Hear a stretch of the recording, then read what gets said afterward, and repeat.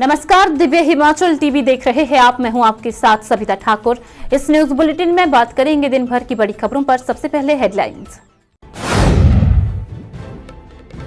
भाजपा के हंगामे के बाद सीएम का ऐलान, 31 मार्च से पहले जारी होगी विधायक निधि। भाजपा ने जल जीवन मिशन के पैसे से बना दिए रेस्ट हाउस, अब केंद्र ने रोके राज्य के 1200 करोड़। पंचायत चुनाव की तैयारियां तेज, 31 मार्च से पहले डिलिमिटेशन और आरक्षण रोस्टर जारी होगा। राष्ट्रीय अध्यक्ष मल्लिकार्जुन खड़गे से मिलेंगे प्रदेश के कांग्रेस नेता, आरडीजी पर होगी चर्चा। पहले तेजधार हथियार से हमला कर मार डाली पत्नी, फिर पति ने भी लगा दिया फंदा। हिमाचल पुलिस में 11 डीएसपी बने एएसपी, मुख्य सचिव संजय गुप्ता ने जारी किया आदेश। हिमाचल की ऊंची चोटियों पर हल्की बर्फबारी के आसार, कई जगह बूंदाबांदी। This bulletin is brought to you by Rainbow International School, Nagrota Bakwa. अब खबरें विस्तार से। विधानसभा में बजट सत्र के दौरान सीएम सुक्खू ने दावा किया कि राज्य के विकास कार्यों में कोई बाधा नहीं आएगी। आइए जानते हैं और क्या कहा। हिमाचल प्रदेश विधानसभा में बुधवार को विधायक निधि जारी न होने के मुद्दे पर जमकर हंगामा देखने को मिला। विपक्ष ने सरकार पर विकास कार्यों को बाधित करने का आरोप लगाया तो सत्ता पक्ष ने पलटवार करते हुए स्थिति स्पष्ट की। सदन में विधायक क्षेत्र विकास निधि पर हुई बहस के दौरान मुख्यमंत्री सुखविंदर सिंह सुक्खू ने सदन को आश्वस्त किया कि 1.10 करोड़ रुपए की विधायक निधि चालू बजट सत्र की है और इसे 31 मार्च से पहले हर हाल में जारी कर दिया जाएगा। उन्होंने कहा कि सरकार किसी भी क्षेत्र के विकास कार्यों में बाधा नहीं बनने देगी। सीएम सुक्खू ने स्पष्ट किया कि यह राशि वर्तमान वित्तीय वर्ष के अंतर्गत स्वीकृत है और प्रक्रिया के अनुसार इसे निर्धारित समय सीमा के भीतर जारी किया जाएगा।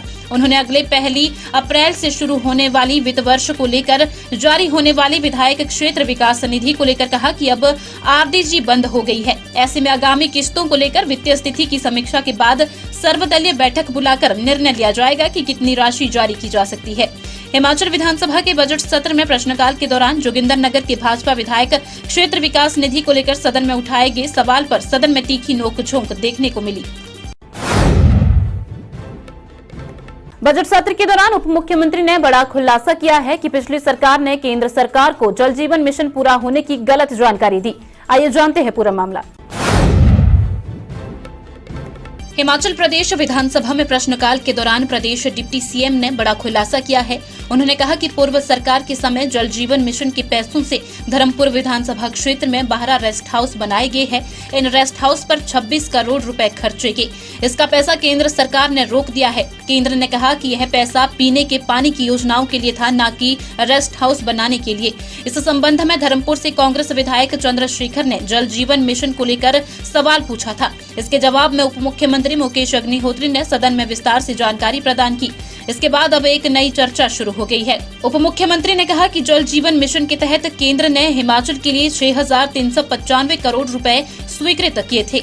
इनमें से हिमाचल को 5,167 करोड़ रुपए मिले। पूर्व की भाजपा सरकार ने मिशन पूरा किए बिना ही केंद्र को बता दिया कि हिमाचल में मिशन पूरा हो गया है।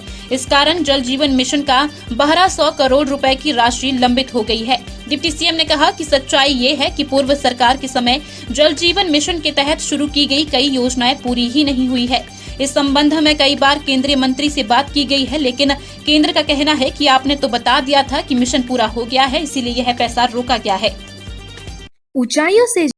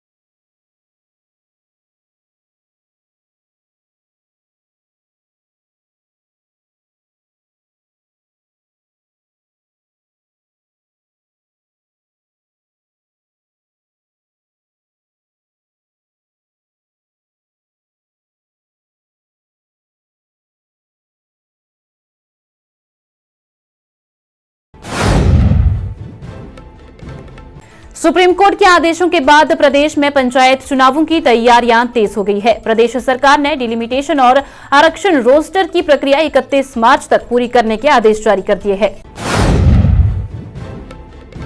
सुप्रीम कोर्ट के आदेशों के बाद प्रदेश सरकार ने डिलिमिटेशन और आरक्षण रोस्टर की प्रक्रिया 31 मार्च तक पूरी करने के आदेश जारी कर दिए हैं। पंचायती राज विभाग ने सभी जिलों के डीसी को इस संदर्भ में पत्र जारी किया है। यह आदेश राज्य सरकार की एसएलपी पर 13 फरवरी को पारित सुप्रीम कोर्ट के आदेश के बाद जारी किए गए। इस पत्र में पंचायती राज, शहरी विकास विभाग और एसडीएमए को सभी लंबित प्रक्रियाओं को 31 मार्च तक हर हाल में पूरा करने को बोला गया है। इसके बाद 8 सप्ताह के भीतर यानी 31 मई तक चुनाव कराना अनिवार्य होगा। अदालत ने स्पष्ट किया है कि समय सीमा में किसी प्रकार का विस्तार नहीं दिया जाएगा। पत्र में ये भी स्पष्ट किया गया है कि ब्लॉक के पुनर्गठन और नई ग्राम पंचायतों के गठन से संबंधित लंबित डिलिमिटेशन कार्य भी 20 मार्च तक पूरे किए जाएं। सभी संबंधित अधिकारियों को निर्देश दिए गए हैं कि वे निर्धारित समय सीमा के भीतर प्रक्रिया पूर्ण कर इसकी सूचना विभाग को दें। सभी जिलों के डीसी को अब जिला परिषद बाढ़, पंचायत समिति, ग्राम पंचायत के बाढ़ का डिलिमिटेशन इस शेड्यूल के हिसाब से करना होगा। यदि कहीं नई पंचायतें बननी है तो उनका गठन 20 मार्च से पहले करना होगा। कांग्रेस अध्यक्ष विनय कुमार ने कहा कि प्रदेश कांग्रेस के नेताओं की नई दिल्ली में हाईकमान के साथ अहम बैठक होगी। प्रदेश कांग्रेस अध्यक्ष विनय कुमार ने बताया कि 20 फरवरी को नई दिल्ली में अखिल भारतीय कांग्रेस कमेटी के अध्यक्ष मल्लिकार्जुन खड़गे के साथ प्रदेश कांग्रेस की एक महत्वपूर्ण बैठक होगी। इस बैठक में नेता प्रतिपक्ष राहुल गांधी, मुख्यमंत्री सुखविंदर सिंह सुक्खू, उप मुख्यमंत्री मुकेश अग्निहोत्री, स्वयं प्रदेश कांग्रेस अध्यक्ष सहित प्रदेश मंत्रिमंडल के सभी सदस्य, प्रदेश मामलों की प्रभारी रजनी पाटिल, सह प्रभारी चेतन चौहान व विदित चौधरी भी विशेष तौर पर मौजूद रहेंगे। नई दिल्ली रवाना होने से पूर्व प्रदेश कांग्रेस अध्यक्ष विनय कुमार ने कहा कि इस बैठक में प्रदेश की ताजा राजनीति के साथ साथ संगठन के गठन को लेकर कई महत्वपूर्ण मुद्दों पर आपसी चर्चा की जाएगी। विनय कुमार ने कहा कि बैठक में 16वें वित्त आयोग द्वारा प्रदेश का राजस्व घाटा अनुदान बंद करने के निर्णय से उत्पन्न स्थिति से केंद्रीय आला कमान को अवगत करवाया जाएगा। उन्होंने कहा कि केंद्र की भाजपा सरकार द्वारा प्रदेश के साथ किए जा रहे भेदभाव से भी केंद्रीय आला कमान को अवगत करवाया जाएगा। उन्होंने कहा कि राजस्व घाटा अनुदान बंद करने के फैसले के खिलाफ मुख्यमंत्री सुखविंदर सिंह सुक्खू के नेतृत्व में प्रदेश कांग्रेस प्रधानमंत्री नरेंद्र मोदी, केंद्रीय वित्त मंत्री निर्मला सीतारमन से भी मिलने का समय मांगा जाएगा। जिला चंबा के लोथल गांव में मंगलवार देर रात दिल दहला देने वाली घटना सामने आई है। आइए जानते हैं इस रिपोर्ट में। जिला चंबा के लोथल गांव में मंगलवार देर रात दिल दहला देने वाली घटना सामने आई है। एक व्यक्ति ने अपनी पत्नी की तेजधार हथियार से हत्या करने के बाद घर के आंगन में पेड़ से फंदा लगाकर आत्महत्या कर ली। सूचना मिलते ही गहरा पुलिस चौकी की टीम मौके पर पहुंची और दोनों शव कब्जे में लेकर जांच शुरू कर दी। बताया जा रहा है कि लोथल निवासी सरवन कुमार पुत्र तानी राम ने मंगलवार देर रात अपनी पत्नी अंजू देवी पर तेजधार हथियार से हमला कर दिया, जिससे उसकी मौके पर ही मौत हो गई। इसके बाद सरवन कुमार ने घर के आंगन में लगे पेड़ से लटक कर आत्महत्या कर ली। घटना का खुलासा बुधवार सुबह उस समय हुआ जब सरवन कुमार के भाई का बेटा गौशाला की ओर गया। उसने आंगन में पेड़ से लटका शव देखा और परिजनों को सूचना दी। इसके बाद ग्रामीणों ने तुरंत गहरा पुलिस चौकी को सूचित किया। सूचना मिलते ही पुलिस टीम मौके पर पहुंची और दोनों शवों को कब्जे में लेकर कार्रवाई शुरू की। प्रारंभिक जांच के बाद पुलिस ने फॉरेंसिक टीम को भी बुलाया है। पुलिस ने शवों को पोस्टमार्टम के लिए भेजने की प्रक्रिया भी शुरू कर दी है। बताया जा रहा है कि घटना के समय घर में केवल पति पत्नी ही मौजूद थे। सरवन कुमार के 3 बच्चे हैं, जिनमें 2 बेटियों की शादी हो चुकी है, जबकि करीब 16 वर्षीय बेटा उस समय अपने रिश्तेदार के घर गया हुआ था। हत्या और आत्महत्या के कारणों का अभी स्पष्ट पता नहीं चल पाया है। आज अर्ली मॉर्निंग गहरा चौकी में हमें इंफॉर्मेशन मिली कि अंजू नाम की लेडी का मर्डर हो गया। जब पुलिस टीम स्पॉट में पहुंची तो आसपास ये पता चला कि हस्बैंड ने भी सुसाइड कर लिया है। पुलिस मर्डर और सुसाइड दोनों की जांच कर रही है और फॉरेंसिक टीम भी स्पॉट में पहुंच गई है। इसमें साइंटिफिक तरीके से और विटनेस से भी पूछताछ होगी। मर्डर और सुसाइड के क्या रीजन है, दोनों की पता किया जाएगा। सर, पुलिस ने बॉडी रिकवर कर ली है, पुलिस कस्टडी में है। बहुत जल्दी पोस्टमार्टम कराया जाएगा। हिमाचल सरकार ने पुलिस विभाग में 11 डीएसपी को प्रमोट कर एएसपी बनाया है। पदोन्नत किए पुलिस अधिकारियों की तैनाती के आदेश अलग से जारी होंगे। प्रदेश सरकार ने हिमाचल प्रदेश में पुलिस विभाग में 11 डीएसपी को पदोन्नति देकर एएसपी बनाया है। हिमाचल प्रदेश के राज्यपाल की ओर से स्क्रीनिंग कमेटी की सिफारिशों के आधार पर आदेश जारी किए गए हैं और इन्हें तत्काल प्रभाव से लागू किया गया है। प्रदेश सरकार ने 11 पुलिस अधिकारियों की पदोन्नति की अधिसूचना जारी कर दी है। जारी अधिसूचना के अनुसार कुलदीप कुमार HPS 2011 बैच और वर्ष 2012 बैच के 10 अधिकारियों अमित ठाकुर, प्रताप सिंह, अमित शर्मा द्वितीय, मनोहर लाल, विकास कुमार धीमान, हेमंत कुमार, कुलविंदर सिंह, खजाना राम प्रसाद जसवाल और लालमन को डीएसपी से पदोन्नत कर अतिरिक्त पुलिस अधीक्षक बनाया गया है। प्रदेश सरकार के मुख्य सचिव संजय गुप्ता ने इस बारे में आदेश जारी किए हैं। प्रदेश सरकार की ओर से जारी की गई अधिसूचना में स्पष्ट किया गया है कि इन अधिकारियों के तैनाती आदेश अलग से जारी किए जाएंगे। तब तक सभी अधिकारी अपने वर्तमान कार्यस्थल पर ही सेवाएं देते रहेंगे, यानी फिलहाल उनके कार्यस्थल में कोई बदलाव नहीं किया गया है। अधिसूचना में ये भी उल्लेख किया गया है कि HPS अधिकारी अमित ठाकुर की पदस्थापना उनके खिलाफ दर्ज वर्ष 2016 के एक मामले में संभावित अपील के अंतिम फैसले के अधीन रहेगी। प्रदेश में मौसम के बदले मिजाज के बीच रोहतांग सहित ऊंची चोटियों पर हल्का हिमपात हुआ है। इसके अलावा प्रदेश के कई इलाकों में दिन भर बादल छाए रहे। आइए जानते हैं मौसम का पूरा अपडेट। हिमाचल प्रदेश में एक बार फिर मौसम ने करवट बदली है।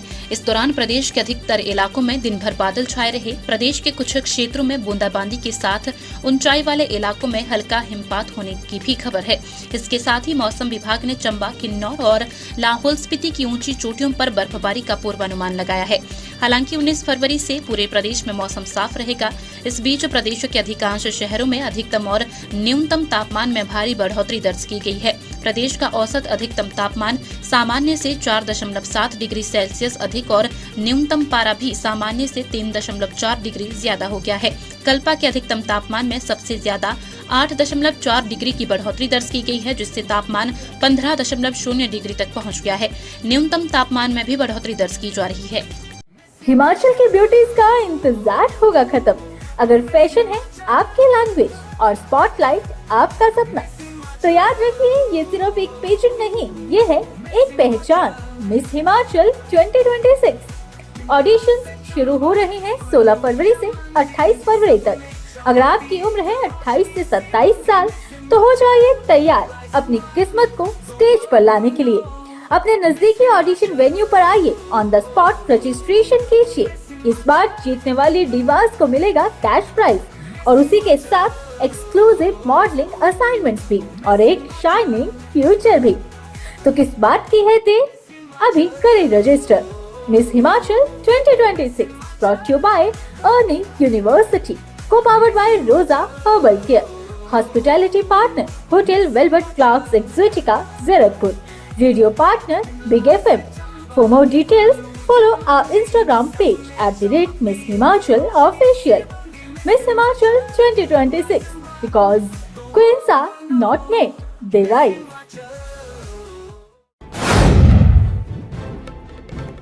चलते चलते मैं नजर डालेंगे कुछ अन्य खबरों पर। पुलिस थाना ज्वालामुखी के तहत अध्यधी हट्टी में सड़क पर बिखरी मिट्टी पर स्कूटी फिसली, हादसे में युवक की मौत। हमीरपुर में उपमंडल भोरंज के तहत आने वाले सोलगबान में प्रवासी मजदूर ने फंदा लगाकर दी जान। पुलिस थाना रोहडू क्षेत्र के तहत लंबा खट्टल में एक युवक 1.79 ग्राम चिट्टे और 7,800 कैश के साथ गिरफ्तार, पूछताछ में जुटी पुलिस। औद्योगिक क्षेत्र BBN में ढाबे पर आबकारी विभाग का छापा, 14 पेटी अवैध शराब जब्त, ढाबा मालिक के खिलाफ केस दर्ज। न्यूज बुलेटिन में फिलहाल इतना ही। देखते रहिए दिव्य हिमाचल TV।